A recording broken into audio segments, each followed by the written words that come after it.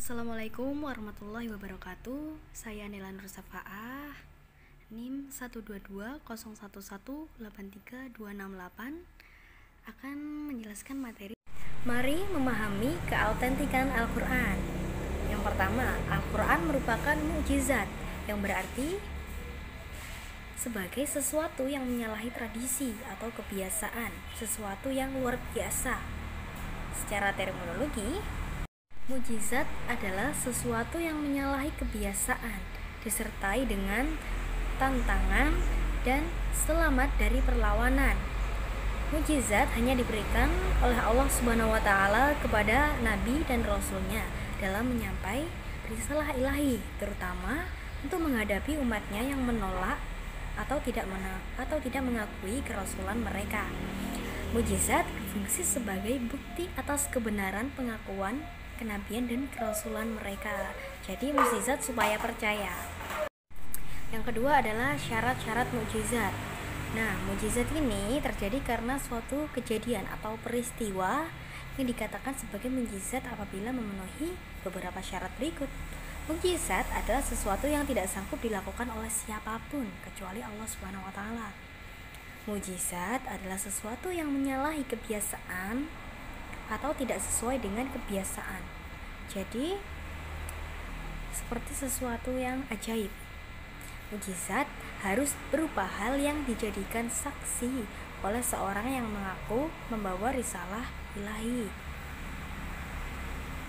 Mukjizat terjadi bertepatan dengan pengakuan Nabi yang mengajak bertanding untuk menggunakan mukjizat tersebut dalam mensyiarkan agama Islam. Tidak ada seorang manusia pun, bahkan jin sekalipun, yang dapat membuktikan dan menandingi mukjizat Allah Subhanahu wa Ta'ala. Yang ketiga adalah macam-macam mukjizat. Mukjizat dapat dibagi menjadi dua macam, yaitu mukjizat hissi atau mukjizat yang dapat dilihat oleh mata, dapat didengar oleh telinga, dan dapat diucapkan dengan lisan. Berarti yang dapat ditangkap oleh panca indera.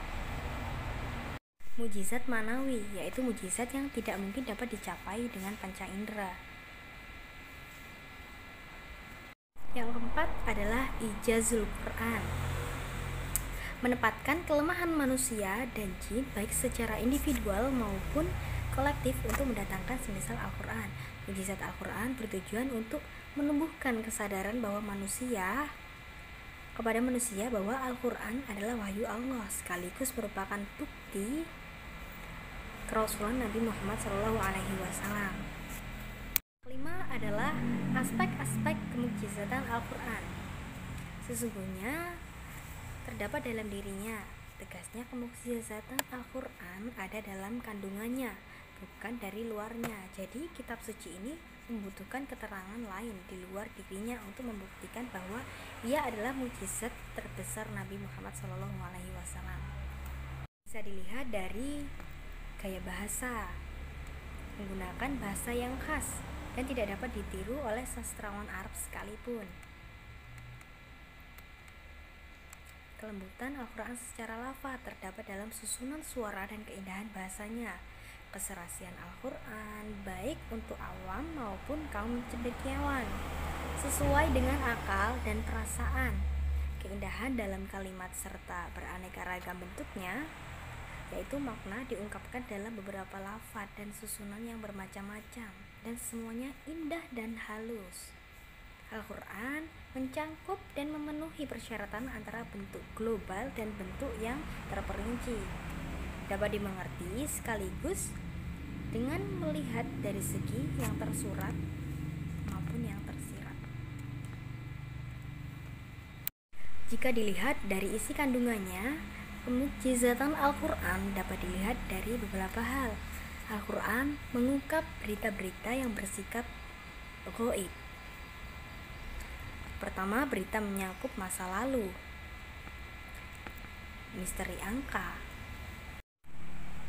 Ijazul ilmi, kemukjizatan ilmu pengetahuan. Al-Quran mengungkap isyarat-isyarat rumit terhadap ilmu pengetahuan sebelum ilmu pengetahuan itu sendiri yang menemukannya. Al-Quran memberikan aturan aturan hukum atau undang-undang yang bersifat universal, mencakup segala urusan dan kehidupan manusia.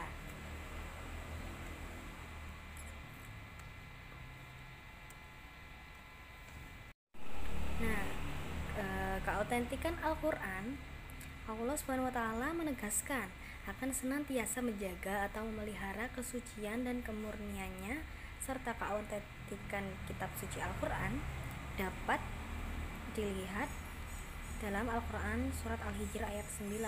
Inna nahnu nazzalna dzikru wa inna lahu lahafidun. Sesungguhnya kami yang menurunkan Al-Quran dan pasti kami pula yang memeliharanya. Nah, sejak diturunkannya hingga akhir zaman, kelak kemurniannya dan keautentikan Al-Quran akan senantiasa terjaga. Hal ini disebabkan karena kemujizatan yang terkandung dalam Al-Quran itu sendiri, baik dari aspek bahasa dan uslubnya, maupun dari aspek isi kandungannya yang memang terbukti tak satupun manusia dapat meniru dan mendatangkan semisalnya. Al-Quran menantang siapapun yang meragukan kebenarannya untuk mendatangkan satu surah semisal Al-Quran. Hal ini terkandung dalam Quran surah Al-Baqarah ayat 23. Bismillahirrahmanirrahim. Wa in kuntum fi raibin mimma nazzalna ala 'abdina fa'tu bi suratin min mislihi wad'u syuhada'akum min dunillahi in kuntum shadiqin. Yang artinya, dan jika kamu meragukan Al-Quran yang kami turunkan kepada hamba kami Muhammad, maka buatlah satu surah semisal dengannya dan ajaklah penolong-penolongmu selain Allah jika kamu seorang yang benar. Quran surah Al-Baqarah ayat 23. Dari ketiga tantangan tersebut terbukti bahwa ternyata tidak ada yang dapat mendatangkan atau membuat yang serupa dengan Al-Quran, karena memang Al-Quran bukan buatan manusia. Al-Quran adalah wahyu Allah SWT.